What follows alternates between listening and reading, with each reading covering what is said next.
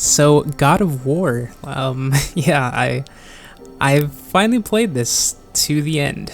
There's been a lot of times where I tried to play it, didn't get very far, but with God of War Ragnarok coming out, I figured this was as good a time as any to finally play through it so I can jump into that one. And yeah, so let's get into it. So this is a game that we've all heard about before, so I don't really have to say too much. It's God of War, 2018. It was one of the best games of the year. It's one of the best games of the last decade, considered by many one of the best games ever, probably. And so pretty much that this is what you're going to expect. I also think it's that good. It's kind of got a little bit of everything. It's epic in its scale. It's got great combat. It's got really great character work. The fact that it doesn't fall short in like everything that it's building up in this entire experience. It's really building up something that's going to be big, and as you can see with like some of the bosses, like everything about this game is big. You're expecting just a very large scale combat scenes, cutscenes, cinematics, the world in general, the environments. All of it is very, very just large. And Kratos is a large man, and it's got a lot to say. That's the thing that's, I think, most important here, is that it's not just a game about big people fighting against other big people. It's got a lot of that, and it succeeds in that. But this has a lot to say in its character development, character arcs. Just, Kratos is a god, and he's got a lot of baggage, and you really go through that. You kind of discover some more about him, especially if you're somebody that didn't play like the original God of War games. Like I never played those. You do learn a lot about him in this game. Not a ton. Like there's not as much story in this as you might expect. There is some big like narrative plot points, but it's not like super heavy-handed as you might expect it to be. But there's still him and his son Atreus. Like there's a lot to unpack there, and I don't even really know where to begin with it. But as I'm watching this video right here, like some of these, we can get back to the story in a bit because I got to talk about this combat. Some of these action scenes that it has. I mean, God of War by now, so I'm sure you know about these like huge boss fights that it has. But just look at this. Like even now, even if you've seen this scene 100 times, I think it's just impressive to still look at this and to just enjoy what they gave us with this game. Because sure, there's other games that have things like this and have big epic scale fights like this, but there is something about how they do it in this game where it just feels right. It feels like, okay, this is this is something that would happen in this world, and Kratos is up to the task, up to the challenge of it, and it doesn't feel impossible. Like you see this at first and you're like, okay, this is obviously not a fair fight, but there's so much that goes into it. Obviously it's not just a straight up axe to like hand-to-hand combat with a creature like this, of this proportions. Like you have to figure out different ways to attack it, and that's the case with a lot of the combat in this game. There is a lot that is just straight up combat, hack and slash type, but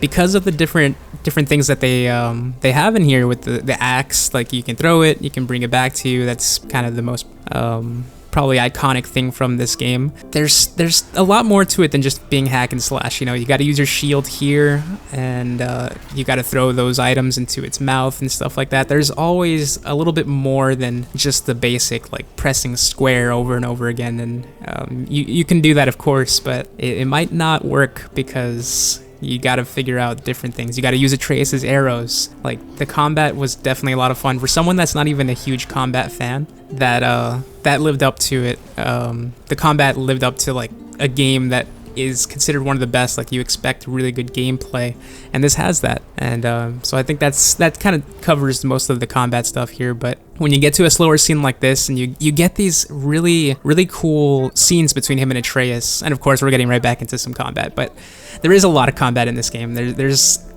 those moments though where you get the dialogue pieces, and you get to hear from Kratos. If you haven't played this, then I'm making it seem like everyone's played this. I'm sure some of you haven't, But Kratos is very, very stoic, he knows who he is, and he doesn't really change too much. He has a deep voice. He is very cold, kind of, in a way, and he might at first seem pretty unlikable. I honestly didn't like him too much at the beginning, but as you continue to go a little bit deeper into this world, into this story, and into Kratos himself, you kind of like, of course, discover more about him and learn that he has a bit of that. I was gonna say a word, but I don't want to spoil anything. He has some heart, and he's funny too. That's what kind of surprised me. There's like he seemed like a very boring, just very overly serious character, but then he has those moments where he's still in the serious tone, very monotone, and with that deep voice of his, just says these one-liners usually, or just a very quick sentence, and it's super funny every time. And it's like, Kratos has some personality, and I like that. And then him with Atreus, though. Atreus is a huge part of this story, a huge part of this game, and it's another part of the game at the start of it where I was kind of concerned, because I'm like, I don't know how much I like this kid. Is he gonna be kind of annoying? That's usually the case with child characters in anything, really, in movies and games, whatever. It's always kind of a concern. Are you gonna like them, or are they gonna be kind of a nuisance? But that's usually part of it, right? Usually when you have a kid in there, like, kids are a nuisance sometimes, but they are also, they have a lot of curiosity. They have, as we all are when we're young in the world, and you're just seeing a lot of things for the first time and experiencing things for the first time. That's a very cool world of view, or point of view, like to see the world from. And I really like that we got that from Atreus. And I'm not going to go into any deep spoilers here, but I loved the story that they told for him. And to go into this next game, I can't wait to find out more. And also, I guess I will go into some spoilers. Just I don't know if it's actually pretty big spoilers. So if you haven't played the game, I would tune out now. I love this game. It was a lot of fun. It's not one that I'll probably ever go back to. It's not like it's not something that, like, as great as it was, it is very heavy on the combat, and as someone, again, that isn't super into combat, like, I wouldn't look forward to going back into it and just going through all of those fights once again. I really loved playing it through, and that's enough for me. I'm glad I went through that journey, through this huge adventure, and I'm very looking forward to going into the next one, but I probably won't jump back into it. But before we end the video here, there's not too much of this footage left.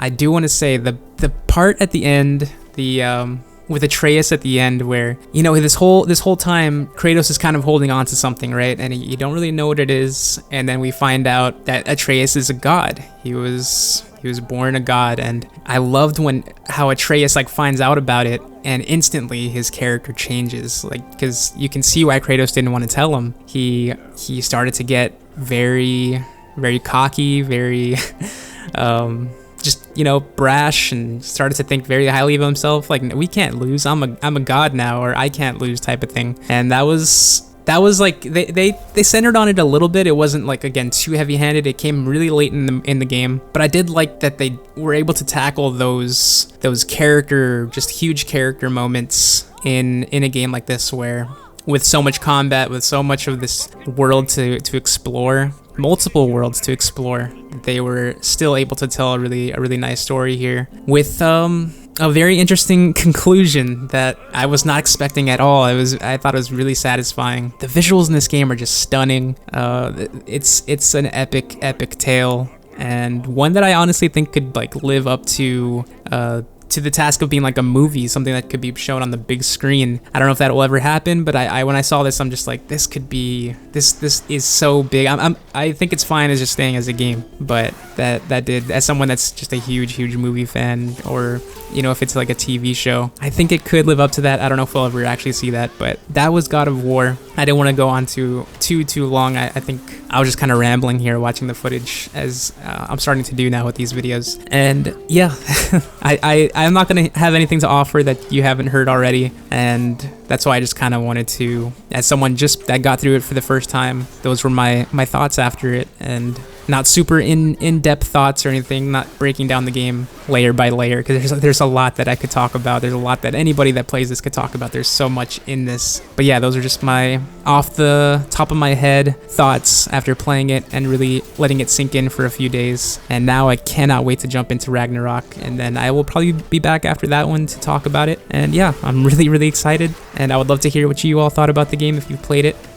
Again, it's been out for a few years. And yeah, that is all from me for this one. Thank you all so much for watching it, and I hope you enjoyed it, and I hope you're all doing great out there. So until the next one, everybody, take care.